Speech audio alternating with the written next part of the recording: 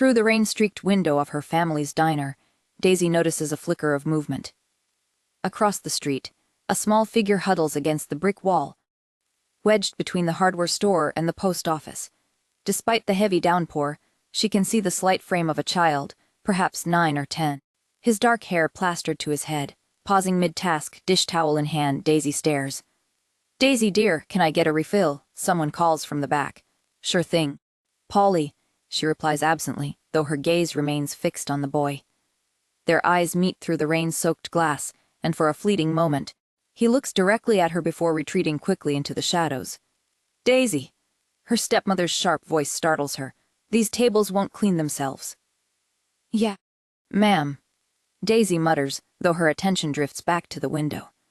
When she looks again, the boy has moved to the mouth of the alley beside the diner, standing silently in the rain. The bell above the door chimes as Mr. Henderson, the retired postal worker, hurries inside, drenched and disheveled. His usually composed demeanor is replaced with concern. "Evening, Mr. Henderson," Daisy says softly, already reaching for the coffee pot. "Rough night to be out." "There's a boy out there," he says, shaking rain from his jacket. "I tried asking if he needed help getting home, but—" he hesitates. "Well, he snarled at me."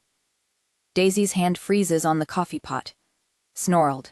Through the window, she sees the small figure retreat deeper into the shadows of the alley. Rain pours steadily, blurring the world into shades of gray. The boy looks impossibly small, impossibly alone. "What are you even doing here on a Saturday night, Daisy?" Mr. Henderson asks. "A young girl like you should be out with friends. I hear all the kids are rushing to see that new Spielberg film. What's it called?" "Back to the present." "It's Back to the Future, Mr. Henderson," Daisy corrects with a distracted smile. She doesn't bother explaining that she can't afford movies or that working extra shifts is how she plans to pay for college. Instead, her focus stays glued to the boy outside. "I'm pretty sure it's back to the present," Mr. Henderson argues. "You can't go back to the future. That doesn't make sense." "I'll be right back," Daisy interrupts. Before her stepmother notices, she slips out the back door into the rain. It soaks through her uniform instantly, but she pushes forward into the alley where the boy has disappeared. He's crouched low in the shadows now, and when she approaches, his head snaps up. For a moment, she thinks he might run. His eyes are an unusual shade of amber, almost golden in the dim light. And there's a wildness about them that makes her understand why Mr. Henderson was unnerved. But the boy is just a child, and surely, if anyone is scared, it's him. "Hey," she calls softly, staying several feet away. "You're getting soaked out here." The boy watches her with the wary intensity of a cornered animal. When she takes a step closer, a low sound rumbles from his throat, not quite a growl, but close enough to make her pause. "It's okay," she whispers. She slowly gestures toward the diner's back door, warm light spilling out into the darkness. "You can come inside if you want. Get out of the rain."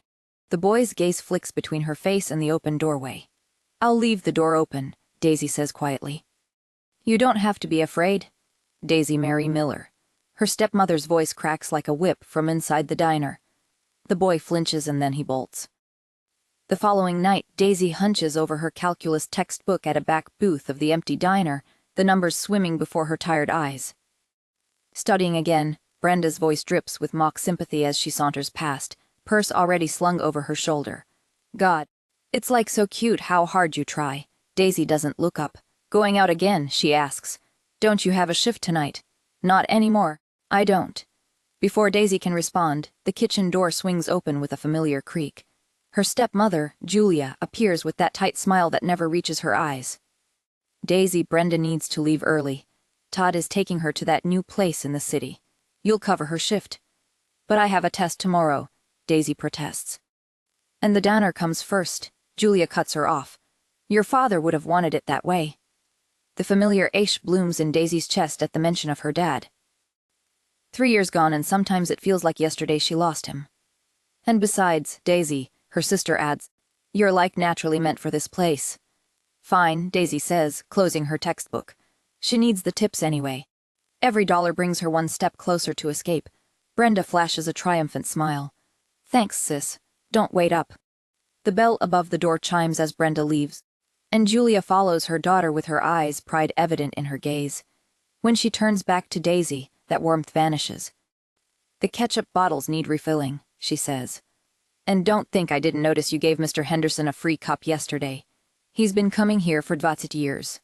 Your sentimentality is costing us money." Julia snaps just like your father did. Daisy bites her tongue and nods, knowing from experience that arguing only makes things worse.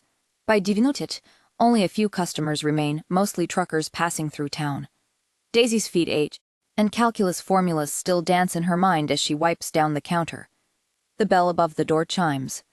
When Daisy looks up, the boy from the alley stands in the doorway, dripping rainwater onto the welcome mat. His blonde hair is still plastered to his head, clothes even more ragged in the diner's bright light, and his eyes dart around the room.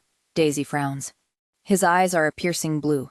She could have sworn they hadn't been there the day before, but perhaps it was just a trick of the light. For a moment, no one moves. Then, as if reaching some internal decision, the boy slides into the farthest booth, back to the wall, eyes fixed on the door. Quickly, Daisy grabs a menu and a glass of water. As she approaches his booth, the boy's posture shifts, shoulders squaring, chin lifting, as though bracing for confrontation. "Hi there," she says, placing the water in front of him. "Can I get you anything to eat?" The boy stares at her, his expression unreadable. He doesn't touch the menu or speak, just watches her intently. There's something haunting in his eyes, a hollow emptiness, a distant grief that strikes her with painful familiarity. It's the same look she'd seen in her own reflection in the hospital bathroom mirror after saying goodbye to her mother for the last time. It's the look of a child who has witnessed what no child should witness, who has lost what no child should lose.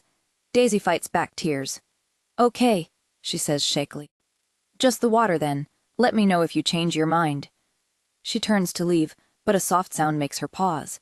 When she looks back, the boy has pulled the glass closer, both hands wrapped tightly around it as if afraid it might be taken away.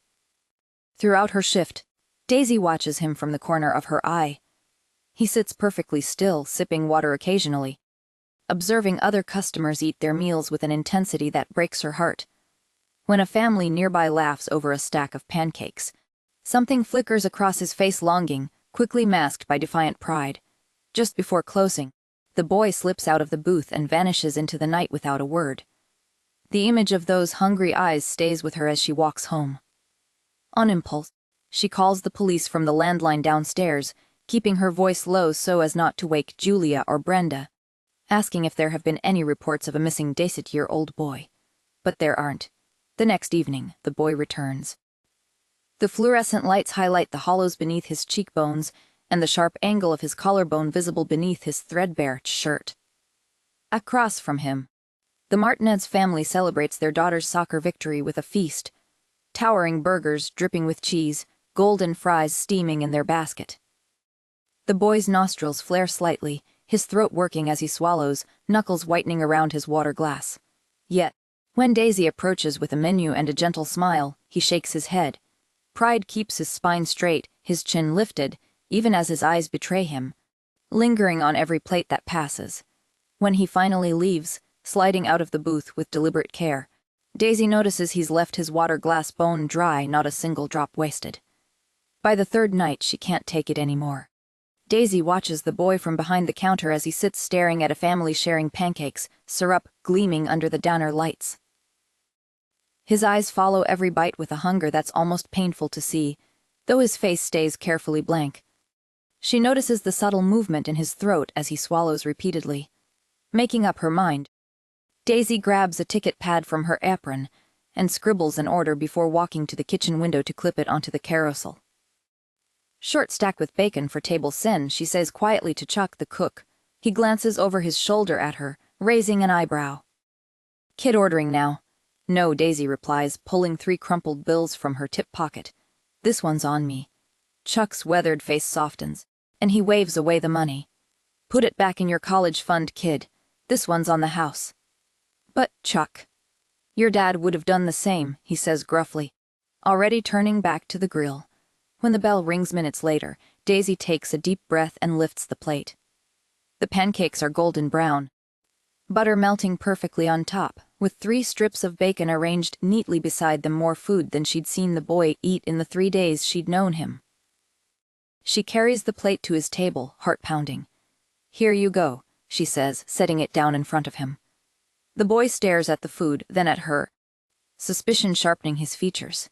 "Kitchen mistake," Daisy explains quickly, understanding washing over her. "We were going to throw these out. But it seems like such a waste. Would you mind helping us avoid that?"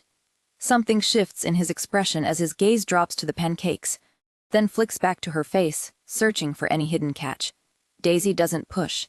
Instead, she places a fork and knife beside the plate, wraps a napkin around them, and steps back. "Enjoy," she says softly, giving him space. From across the diner, she watches as he carefully cuts into the pancakes, almost reverently. The first bite surprises him. His blue eyes widen slightly, and for just a moment, he looks like what he is, a hungry child tasting something sweet. He eats methodically, savoring each bite, occasionally glancing around as if expecting someone to snatch the food away. When he finishes, he wipes his mouth with the napkin and sits still, hands folded on the table. Before leaving, something unexpected happens. He looks directly at Daisy and gives her the slightest nod, barely perceptible but unmistakably an acknowledgement. The next evening he returns. This time when Daisy approaches with water, the tension in his shoulders seems less pronounced. "Kitchen mistake," she says, placing a bowl of oatmeal topped with brown sugar and a side of toast before him. Such a shame to waste food. And so it begins. Each evening, Daisy orders something different, paying from her tip jar, and presents it as a fortunate accident. Eggs and bacon one night, a hamburger the next, soup the following evening. Every meal is offered casually, every act of kindness wrapped in the guise of avoiding waste. Her college fund grows a little more slowly, but she can't bring herself to care. A week into their strange ritual, during a quiet moment when the diner is nearly empty, Daisy slides into the booth across from him. The boy stiffens immediately, but doesn't bolt. So she says conversationally, as if they do this all the time, "Do you have a name?" The boy watches her. Something complicated happening behind those amber eyes. His lips part slightly as if he wants to speak, but no sound emerges. "You don't have to tell me," Daisy says quickly. "I just thought, well, I could guess." The tension in his shoulders eases slightly. "Let's see." Daisy taps her chin thoughtfully. "You look like a Bartholomew." The boy's eyes widen and his nose wrinkles in obvious disgust. Daisy bites back a smile. "No." "Okay, how about Engelbert?" The look of absolute horror on his face makes her laugh out loud. "All right, definitely not Engelbert. Per call." With each increasingly ridiculous name, the boy's expression grows more appalled until finally the corner of his mouth twitches upwards. "I'll figure it out eventually," Daisy promises, standing up as a new customer enters. As she walks away, she catches a glimpse of something that might be amusement in his eyes. 2 weeks into their strange ritual, the boy is waiting at his usual booth when Daisy arrives for her shift. Tonight, before she can launch into her name-guessing game, he slides a folded napkin across the table. Puzzled, Daisy opens it. Written in careful, childish letters is a single word: Oliver. "Oliver," she says softly, testing the name. The boy nods once, solemn. Daisy smiles, feeling as though she's been given something precious. "I'm Daisy." What she doesn't know, can't possibly know, is that across the street, hidden in shadows, a tall figure watches the diner, watches the boy, watches her kindness unfold night after night. And waits. Tonight the diner is nearly empty. Thunder rumbles in the distance, and the fluorescent lights flicker momentarily. Daisy glances at the clock but nots at minutes until closing. "I'll take out the trash," she calls to Chuck, gathering the heavy bags from behind the counter. "Be careful out there," he replies. "Storm's getting worse." Daisy pushes through the back door into the alley and hurries to the dumpster when movement at the mouth of the alley catches her eye.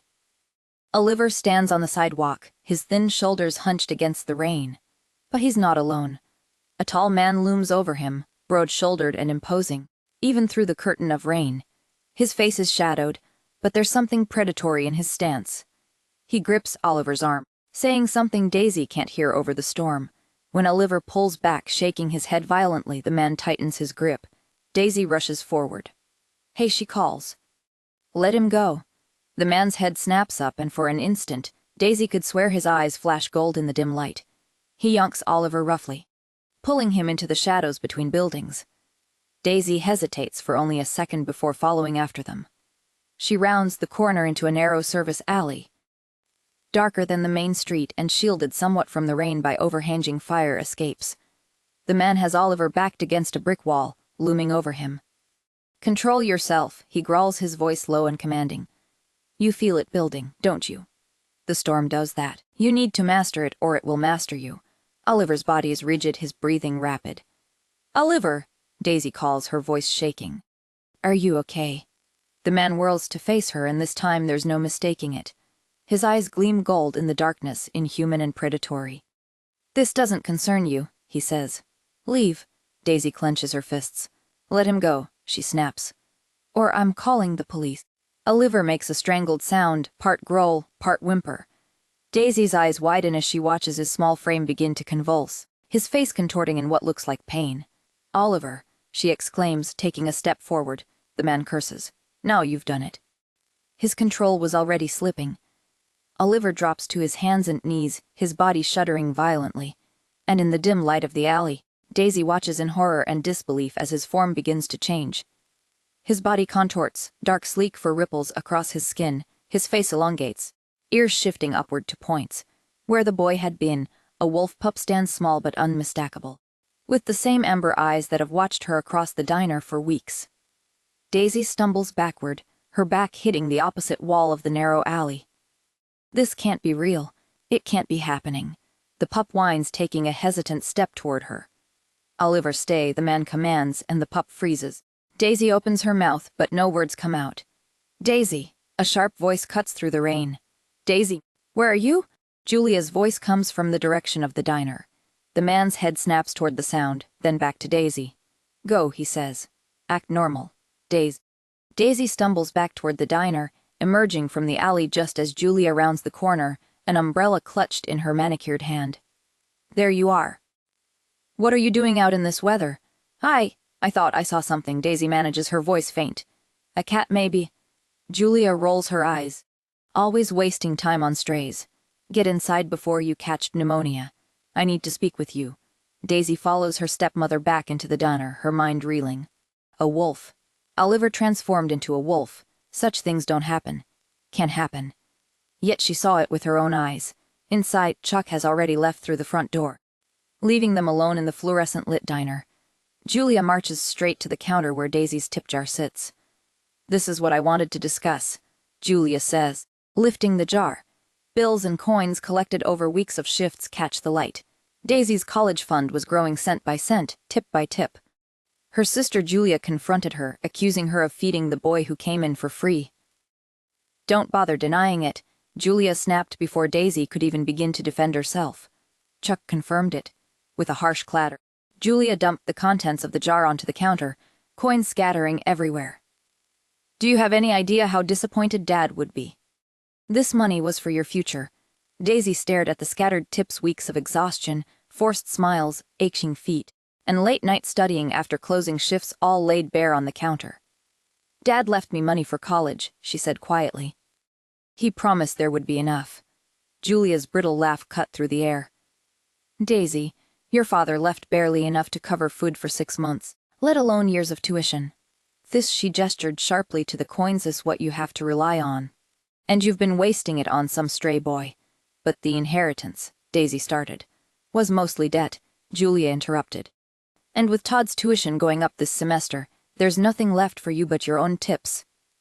The weight of reality settled over Daisy like a stone. No inheritance. No college fund beyond what she could scrape together herself. The bell above the door chimed, startling her. Oliver stepped inside, human again, looking small and damp in an oversized coat. Behind him loomed a tall man whose presence filled the diner like a storm cloud. "We're closed," Julia said sharply. The man ignored her, striding directly toward Daisy. Up close, he was even more imposing, over 6 feet tall, with piercing amber eyes, a scar along his jawline, and an aura of authority that demanded attention. He stopped just short of the counter, his gaze fixed on Daisy. "My nephew and I would like a word with Miss Miller," he said, his voice calm but commanding. Julia drew herself up indignantly. "As I said, we're closed. And Daisy is busy." Without hesitation, the man reached into his jacket, pulling out a wallet. He extracted several large bills and placed them on the counter. "For your trouble." We won't be long. Julia hesitated, glancing at the money before snatching it up with a huff. 5 minutes, she muttered, shooting Daisy a warning look before disappearing through the swinging door. As soon as Julia was gone, Oliver rushed to Daisy's side. Are you okay? Daisy asked softly. Oliver nodded but glanced back at the man with unmistakable wariness. I'm Nicholas Gray, the man introduced himself, his tone cold and precise. Oliver's uncle. What? Daisy struggled to process the words. What happened out there in the alley? Nothing happened, Nicholas replied, his golden eyes locking onto hers. Nothing at all. But I saw, Daisy began. It doesn't matter much, Nicholas cut her off. His voice carried an edge of finality. You saw nothing. Oliver's face hardened. He moved slightly in front of Daisy, as if shielding her from his uncle. Nicholas turned back to Daisy, his expression unyielding. Even if you thought you did see something, who would believe you? A chill ran down Daisy's spine despite the warmth of the diner. She swallowed hard, forcing her voice to remain steady. I saw you dragging a child into an alley. That's concerning enough.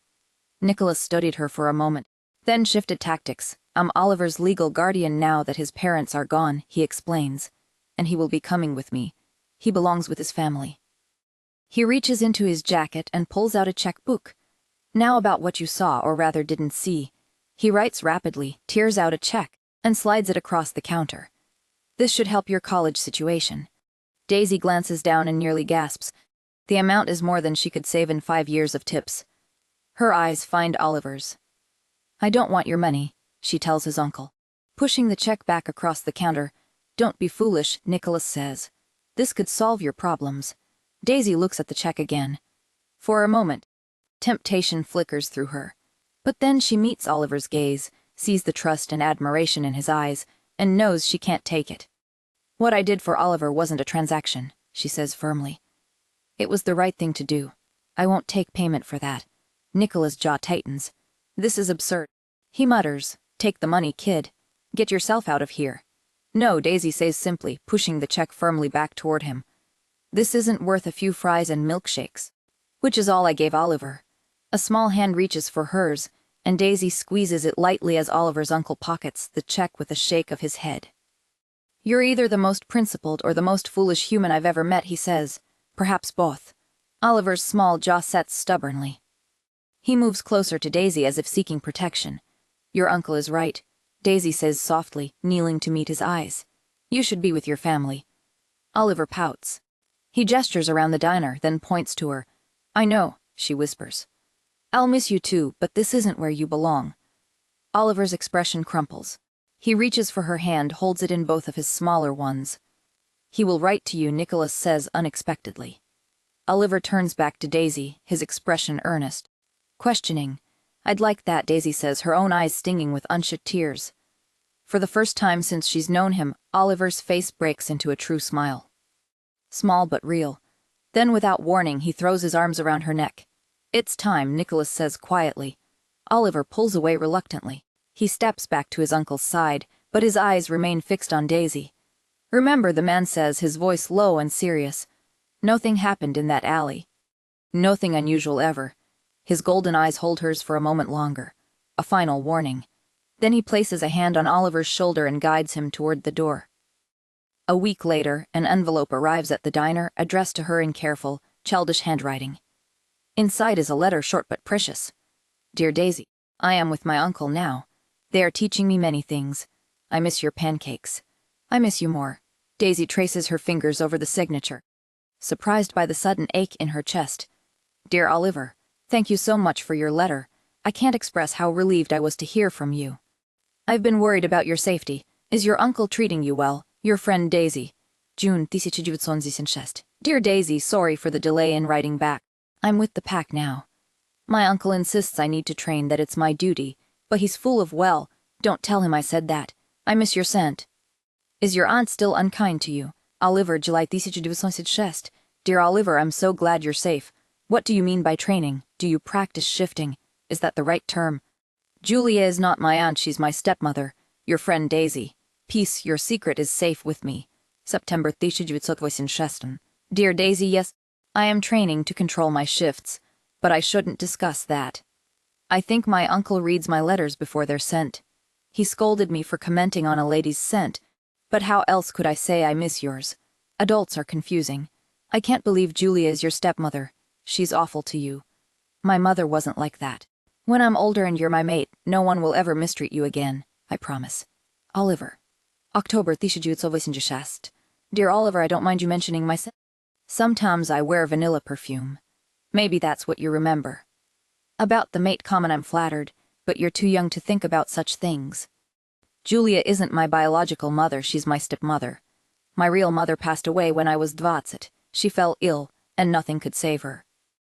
I understand missing your mother. I miss especially when I cook her recipes at the diner. Daisy. December 1986. Dear Daisy, I don't care what my uncle thinks. You'll be my mate someday when I grow up. He tried making pancakes for you. They were burnt around the edges, but I ate them anyway. He's not so bad. The other night I dreamed about my parents' death, and he stayed with me until morning. I didn't cry though. Uncle says alphas must be strong, and I'm destined to become one. Oliver, February 1986. Dear Oliver, it's okay to cry. Where my mom died, I cried endlessly. And when my dad passed, too. You're only a nonset, you don't have to always be strong. Daisy Pess, what's an alpha? September 1986. Daisy, did you receive your acceptance letter yet? Fingers crossed they'd be foolish not to accept you. You're brilliant, love Oliver. October 1986. Oli, I got in, classes start in January. I'm thrilled and can barely sleep. I haven't saved enough for full-time study yet, but the bank approved a small loan. Daisy, April 1986. Dear Daisy, how did your finals go this semester? Are you still pursuing business? There's a new girl here named Maya. My uncle wants me to befriend her, but I'm not interested. Love, Oliver. May 1986. Hey Oli, finals went great, thank you. I earned all A's and a B in statistics. David helped me study for that one. Daisy, he's much better with numbers than I am. How are things with Maya? Sometimes new friendships can surprise you. Daisy, June 1986. Who's David? You never mentioned him before. Maya asks too many questions about my parents. Love, Oliver. July 1986. A happy birthday, Ollie. Did you get my surprise? I sent it directly to your uncle. About Maya, sometimes the people who annoy us most end up becoming important to us. Maybe give her a chance. Your friend, Daisy, August 1986. You didn't answer my question. Who is David? September 1986. Hi Oli, if you must know, David is my boyfriend. We met in my accounting class last semester. How is your training going? Daisy, November 1986. Dear Ollie, is everything okay? You haven't answered my last letter yet. I guess you must be busy. The leaves are changing here, and it reminds me of the autumn when we first met. Hard to believe that was 5 years ago. Your friend, Daisy, December 1986. Oli, it's been 4 months since I received a proper letter from you. Has something happened? Daisy, January 1986. Did I do something wrong? Are you upset with me? I miss your letters. Your friend Daisy, March 1986. Daisy, you must know how I feel about you. You've always known. How could you let me know you're somebody else's and not expect it to tear me up inside?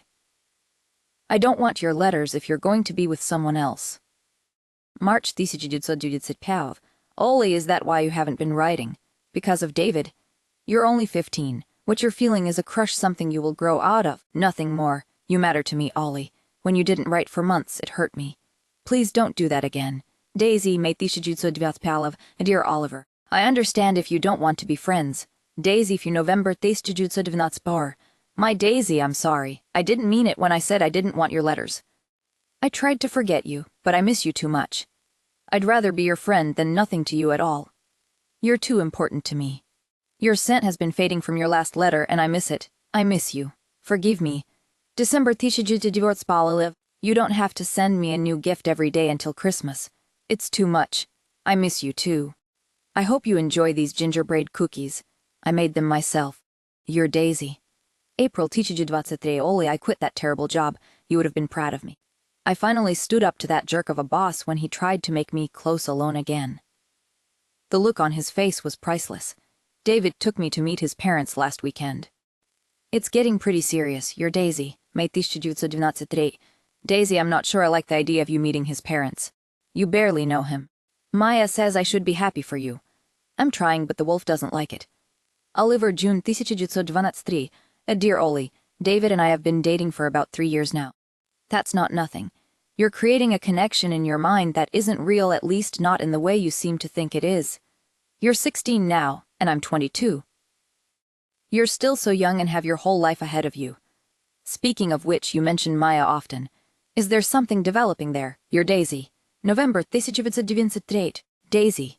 Maya's from an important family within the pack. Uncle has suggested we would make a good match. The wolf isn't opposed to the idea.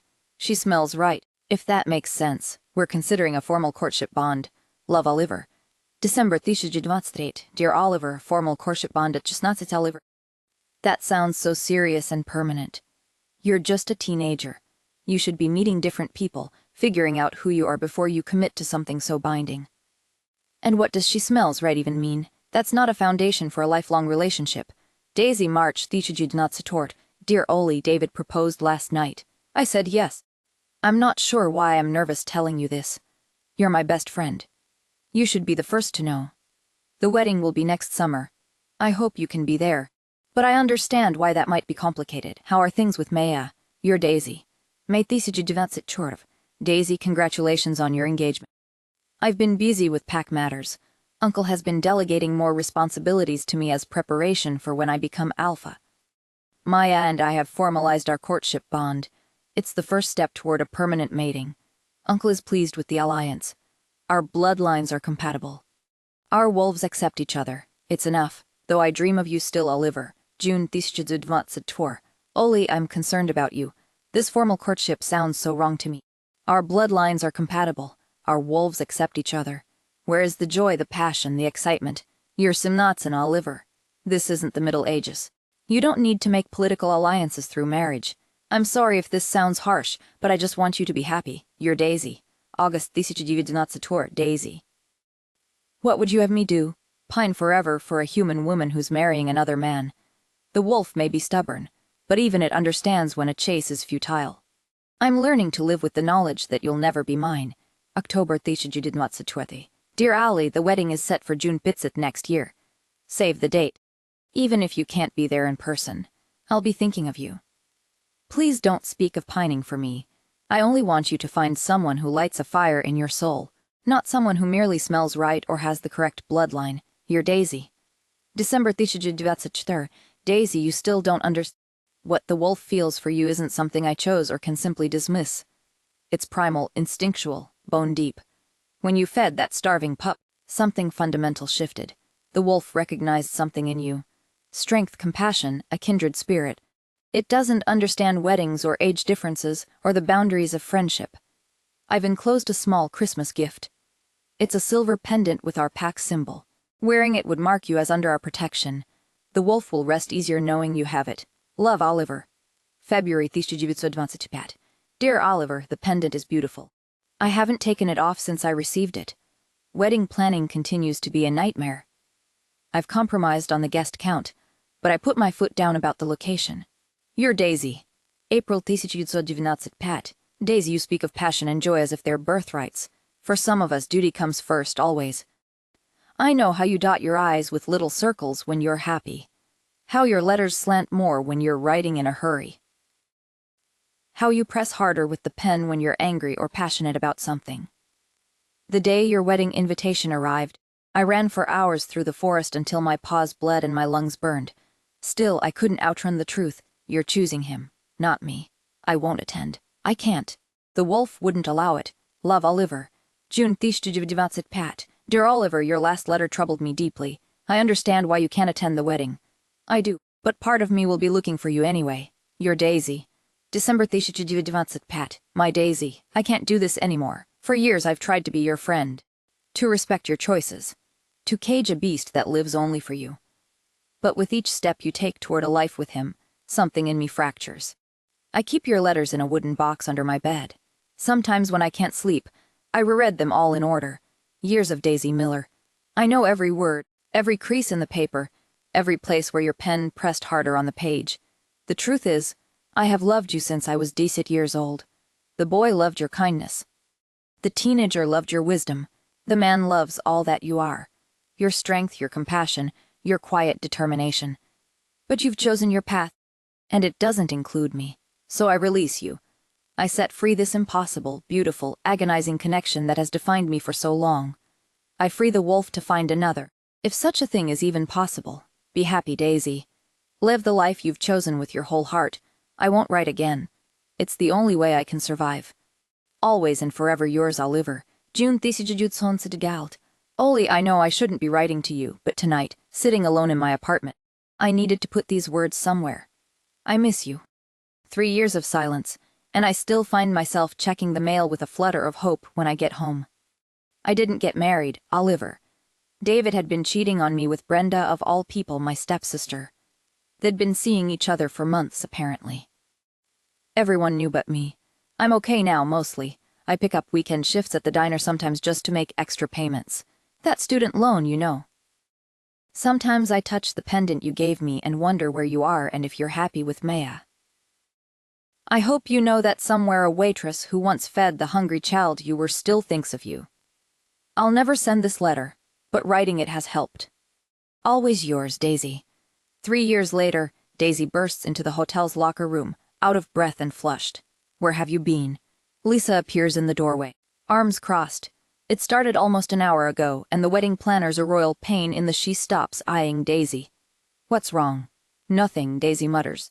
Fumbling with the buttons of her uniform, Lisa raises an eyebrow. Sounds like something. Daisy's hand stills for a moment. She's done it. She sighs. The diner's up for sale. What? Lisa's eyes widen. Your wicked stepmother. I swear. Can't you sue? Take this to court. Daisy shrugs, straightening her blazer. My father left it to her. She's allowed to sell it. The thought of the sign bearing her mother's name being taken down, of all the photos of her parents being thrown away, makes her throat tighten. Couldn't you buy it? Lisa asks as they hurry out of the locker room. With what money? Daisy scoffs. With my student loans, I haven't had the chance to save much of anything. They emerge into the reception area where a woman with severe glasses is gesticulating wildly, pointing people in different directions. That must be Joy then, Daisy asks. Only the wedding planner to the most important wedding of the century, Lisa confirms. Daisy approaches the woman, professional smile in place. Miss Harrington. I'm Daisy Miller, the restaurant manager. How can I be of service? You could have been of service an hour ago, Miss Miller. Joy snaps. The grand ballroom has been transformed for the welcome dinner, an event the size of a conference. Dozens of round tables draped in cream linens fill the space, each adorned with elaborate floral arrangements. Waitstaff in crisp uniforms weave between glamorously dressed guests. The luxury hotel has been fully privatized for the week-long celebration, culminating in the wedding this weekend. As restaurant manager, Daisy has nothing to do with the wedding preparations, but she's responsible for ensuring the welcome dinner runs smoothly. She's determined to make up for her tardiness. I apologize for the delay, Daisy says smoothly. I assure you everything is under control. Her eyes drift to the bar where a man stands waiting for a drink. She freezes mid-sentence. Tall and broad-shouldered with golden hair that catches the light like spun gold. His profile is sculpted perfection. Strong jawline. Straight nose, full lips curved in a slight smile as he speaks to the bartender. His suit, clearly custom-made, accentuates his athletic build in a way that makes her mouth go dry. Quite simply, he's the most beautiful man she's ever seen. As if sensing her gaze, he turns. Piercing blue eyes find hers across the room, and her breath catches in her throat. For a moment, she forgets where she is, what she's doing. Then he quirks an eyebrow, and she looks away abruptly, heart pounding ridiculously fast. Are you listening, Miss Miller? Joy demands. The bar service is entirely too slow. Guests have been waiting over decent minutes for drinks. I'll handle it personally, Daisy assures her, grateful for the excuse to escape. Though going to the bar means getting closer to him. She slips behind the bar, though it's not technically her job. The bartenders are clearly overwhelmed by the demanding crowd. As she begins mixing drinks, she's acutely aware of his presence just feet away. She tries not to look directly at him, but can't help stealing glances from beneath her lashes. Ridiculous. She's a grown woman, not some tongue-tied teenager. And yet, her hands aren't quite steady as she pours vodka into a martini glass. Can I get you anything, sir? She finally asks him, proud that her voice sounds normal despite the flutter in her stomach. He studies her for a long moment, those blue eyes seeming to see right through her professional facade. Then he smiles a slow, confident curve of his lips that makes her pulse skitter. Yes, actually. His voice is deep and rich with a hint of something wild beneath the cultured tones. Daisy swallows, trying to ignore how it affects her. Well, do let me know what you'd like. I thought it would be obvious by now, he says, leaning slightly closer across the bar. Heat creeps up Daisy's neck. Is he flirting with her? Surely not. Men who look like him don't flirt with women like her. I'm sorry, I'm not sure what you mean. He raises an eyebrow, amusement dancing in his eyes. Well, a hug would be nice. For one bewildering moment, Daisy imagines being wrapped in those strong arms, pressed against that broad chest. The thought is so unexpected, so inappropriate that she nearly drops the glass she's holding. I'm sorry. The man stares at her, then snorts softly. You don't recognize me, do you, Daisy? Panic flutters in her chest. She's certain she'd remember meeting someone like him. How does he know her name? Oh, I'm sorry. Yes, of course, she stammers, not wanting to offend what must be an important guest. Of course. He tilts his head. You remember me. Daisy opens her mouth, closes it again. She feels foolish, caught in a lie, but there's no way she's ever met this man before.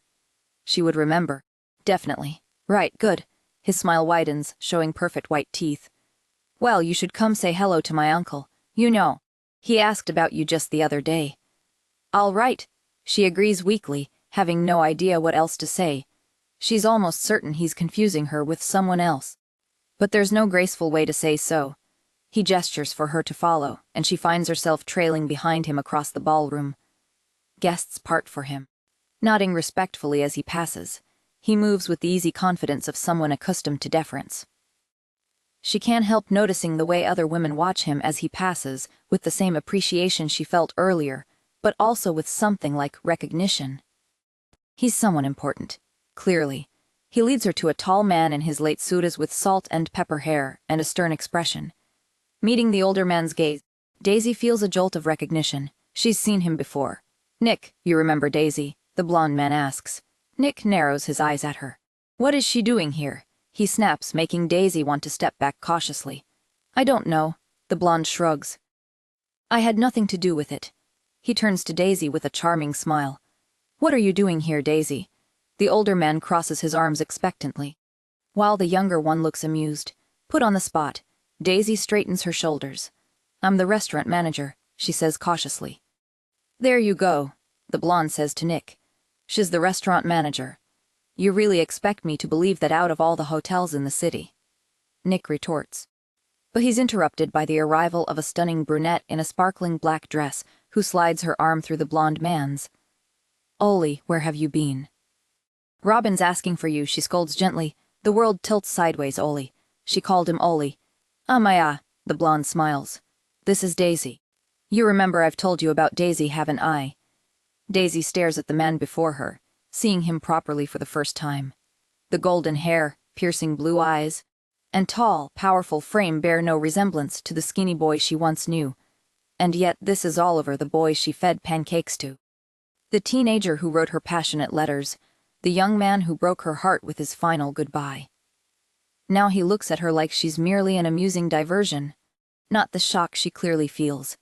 His uncle Nicholas still looks like he swallowed something sore, and Maya resembles a supermodel princess in her designer dress.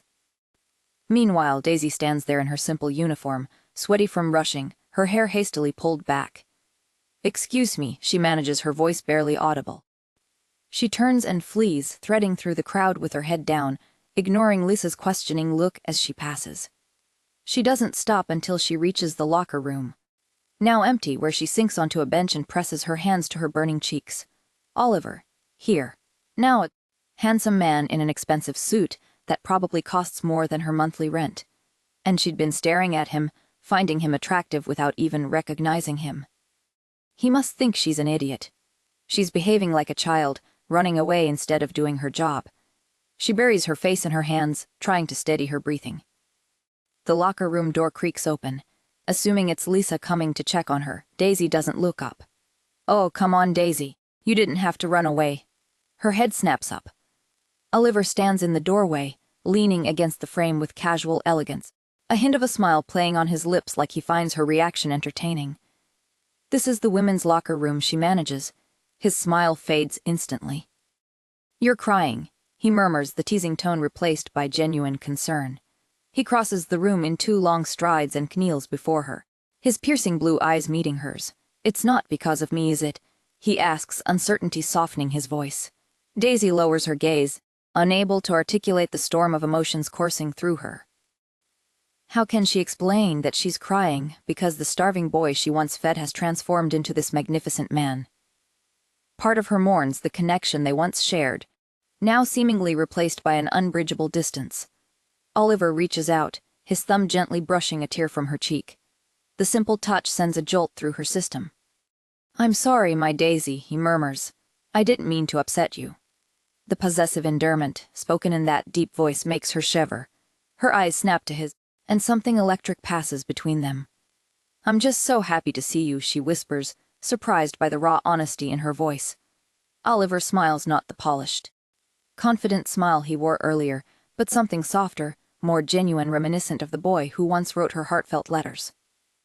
She hates herself for the way her breath catches.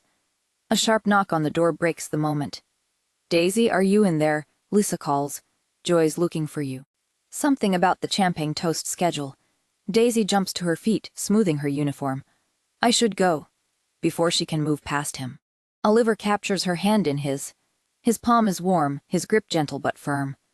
"Have dinner with me tomorrow night." The request throws her. For a fleeting moment, she imagines them at a candlelit table, his eyes locked on hers across fine china and crystal. "What?" she manages. He squeezes her hand, his thumb tracing small circles on her skin. "We should catch up." 15 years is a long time. What about Maya? The question slips out before she can stop it. Oliver's brow furrows. "What about her?" "Oh no, I just meant," Daisy falters, feeling foolish. "Maya is my beta, not my mate. We didn't go through with the mating ceremony." His voice drops lower. "There's a lot you don't know, Daisy. A lot that's happened since my last letter." Heat rushes to her cheeks at the memory. "Say yes," he urges, his eyes never leaving hers. "Yes," she breathes. "Okay." He releases her hand, though his fingers trail along hers for a moment longer than necessary. "I should get back. I have a speech to make." They return to the ballroom separately. Daisy slips back into professional mode, overseeing the waitstaff and ensuring glasses stay filled. But her eyes keep drifting to Oliver as he moves through the crowd, commanding attention without effort. "Stop it," she scolds herself. "This is Oliver. He's just a boy." Except the boy is gone, replaced by a man who makes her pulse race with a single glance. A tinkling of glass interrupts her thoughts. The room quiets as Oliver takes his position at the center of the ballroom, champagne flute in hand. "Ladies and gentlemen," he begins, his voice effortlessly filling the space. "Thank you all for joining us this evening." Oliver extends his, and a slender woman with auburn hair and aristocratic features steps forward.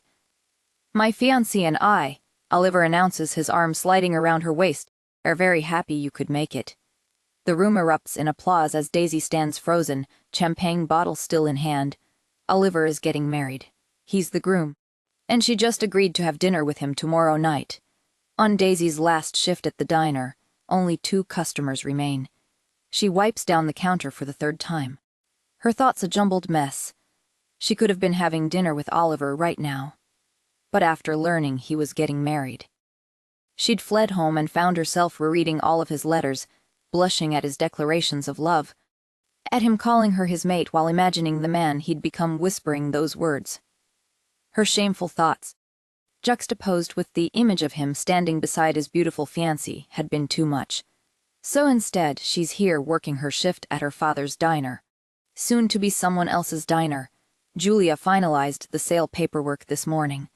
She can't bear to sit across from him, pretending to be just an old friend, while her heart tries to reconcile the boy she'd known with the powerful man he'd become.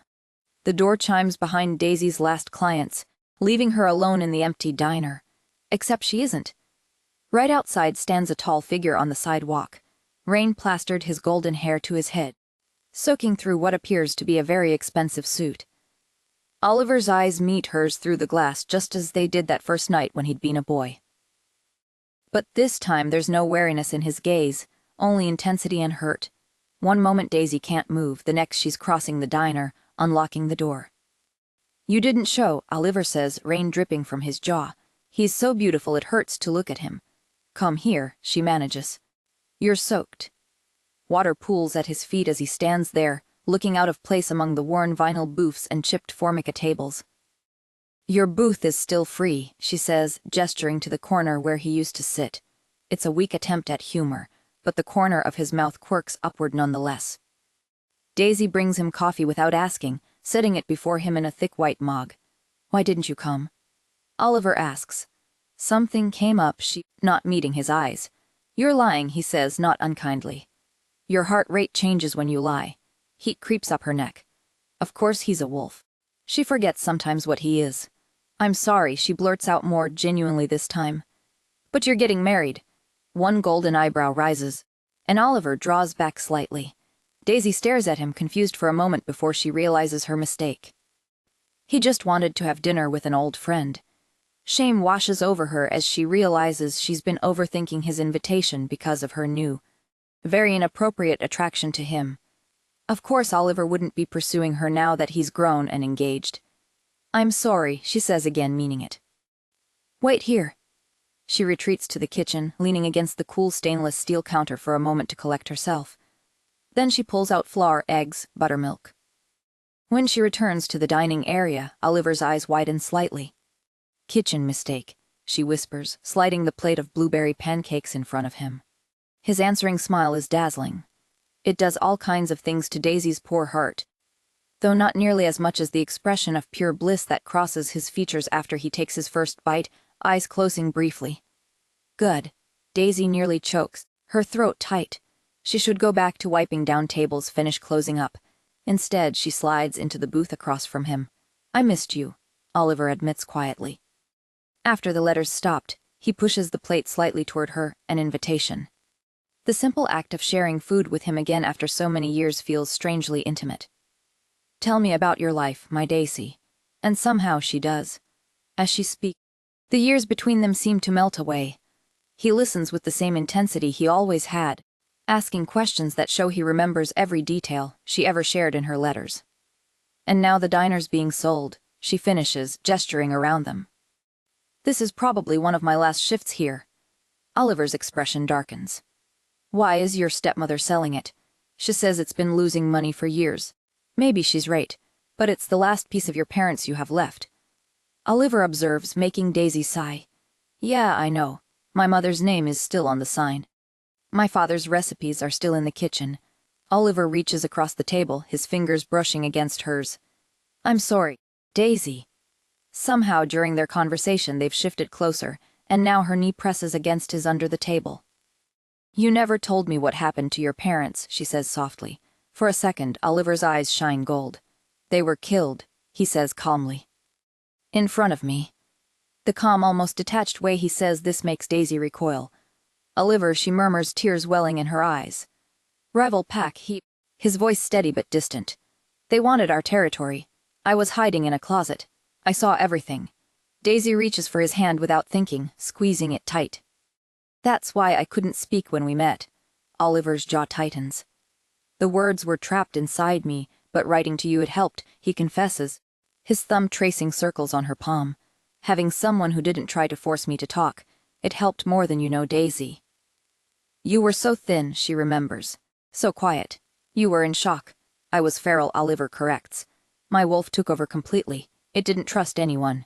Didn't want to be found. But you, his eyes meet hers, soft with memory. You made me feel safe. The distance between them somehow vanishes. They're sitting side by side now, shoulders touching, heads bent close together. You kept the pendant, Oliver murmurs, his fingers brushing against the silver wolf emblem, then grazing the skin of her throat. I never take it off, Daisy admits, meeting his gaze shyly. Oliver's eyes drop to her lips, then back to hers, a silent question until the answer comes on its own. The first touch of his lips against hers is itchingly gentle, a whisper of contact that sends heat coursing through her veins. His hand cradles her face, thumb stroking her cheekbone. Daisy, he breathes against her mouth, and something breaks between them. His hands tangle in her hair, pulling it free from its bun. Her fingers grip his shoulders, feeling the strength beneath expensive fabric. Somehow she's in his lap, his kisses growing deeper, more demanding. One large hand slides beneath her uniform shirt, resting against the small of her back, skin to skin. Heat pools low in her belly, desire making her tremble. Reality crashes back with brutal force. Oliver is engaged, getting married in days. We can't, she gasps, pulling away. Oliver, we can't. His eyes are amber now, glowing with barely contained need. For a moment she thinks he might argue, might pull her back. Then the gold fades to blue, and he releases her. I'm sorry, he said. His voice rough. No, Daisy stands, straightening her uniform with shaking hands. It was me too. An awkward silence falls between them, the easy connection of moments ago replaced by tension and regret. Oliver rises, towering over her in the small space. I should go. Daisy not trusting herself to speak. He moves toward the door, then pauses, looking back at her with an unreadable expression. Goodbye, Daisy. The finality in his tone makes her heart clench. 3 days since the kiss. 3 days of replaying the moment in her mind, the heat of his mouth, the strength of his arms, and 3 days of silence. Daisy moves through her shift at the hotel on autopilot, smiling professionally at guests while her thoughts remain anchored in a small diner on a rainy night. Someone clears their throat behind her. Daisy turns from the reservation desk to find none other than Maya standing before her, elegant as ever in a tailored pantsuit. Her dark hair swept back in a sleek ponytail. Something in her expression, cool assessment mixed with reluctance, makes Daisy straighten her shoulders defensively. Hello, she says, aiming for polite. Is there anything I can help you with? Not really, no. Maya extends a thick cream envelope. But I have something for you from Oliver. Daisy's heart lurches at his name. She takes the envelope with slightly trembling fingers, unable to stop herself from asking. He didn't want to come see me himself. A flash of irritation crosses Maya's face. No, the single word stings more than it should. Daisy lets her hand drop, the envelope unopened. Maya sighs, her expression softening marginally. It's not that he didn't want to. He thought you would prefer the distance. After a moment's hesitation, Daisy opens the envelope. Inside are several documents, legal papers with official stamps and signatures. As she scans the text, her breath catches. She's holding the deed to Mary's diner. And it's in her name. I don't understand, she whispers, tears welling in her eyes. It's not that complicated, Maya snaps. He bought it for you. Daisy stares at the document, throat tight. Her parents' diner, the last connection to them, is hers again. Deeper in the envelope, she finds an invitation. Beneath it, a handwritten note in Oliver's familiar script reads, I'd be honored if you would attend. I understand if you can't. Will you come? Maya asks, watching her closely. I don't think so, Daisy murmurs. I don't know. You can't make time for the man who just bought your diner back. Maya's voice sharpens. You don't understand, Daisy attempts, but Maya won't hear it. I understand more than you know. Her fingers tighten around her purse strap, knuckles whitening. Her gaze drifts to the pendant still hanging around Daisy's neck, and something like resignation flickers across her face. He doesn't love her, she mutters.